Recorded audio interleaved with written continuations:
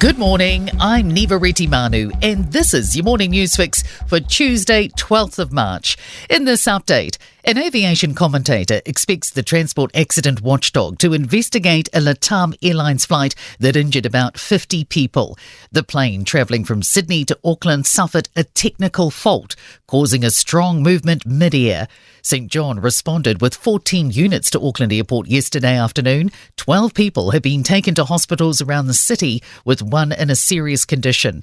Peter Clark says transport accident investigators may be looking to retrieve the data and voice recorders on the flight. I think everyone will want a thorough investigation into this. The Transport Accident Investigation Commission says it's deciding whether to open an inquiry. Flight tracking website Flight Data 24 says the aircraft involved an 8-year-old Boeing 7879 Dreamliner and stops in Auckland on its way to Santiago. Boeing says it's working to gather more information and will provide any support to the airline. A thought-to-be manipulated image of the Princess of Wales is raising a storm around fake images.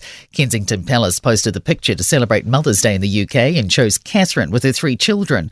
Reuters and AP are among major news outlets to pull the image from circulation, citing manipulation and post-production concerns.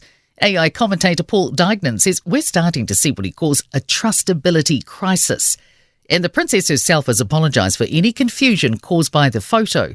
She's taken to the Prince and Princess of Wales social media, saying like many amateur photographers, she does occasionally experiment with editing.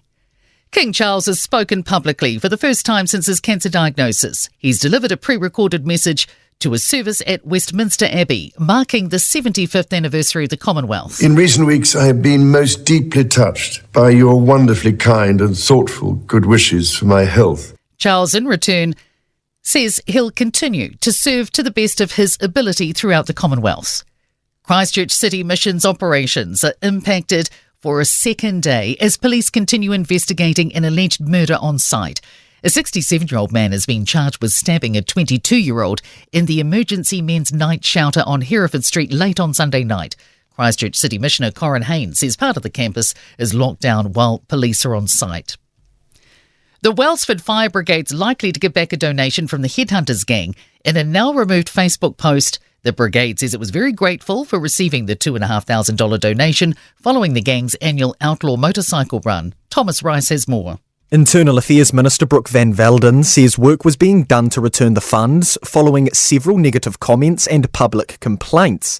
She says she doesn't support volunteer fire brigades accepting donations from parties associated with organised crime gangs. In sport, the wait continues for a 9th New Zealand cricket test win over Australia in almost 78 years and 62 attempts after the second test defeat in Christchurch.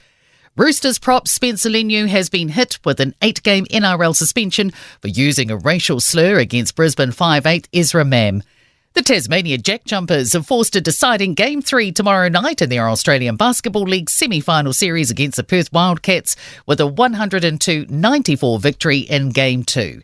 I'm Niva Manu. That's your latest news fix. We'll be back with the next update at midday from the Newstalk ZB newsroom.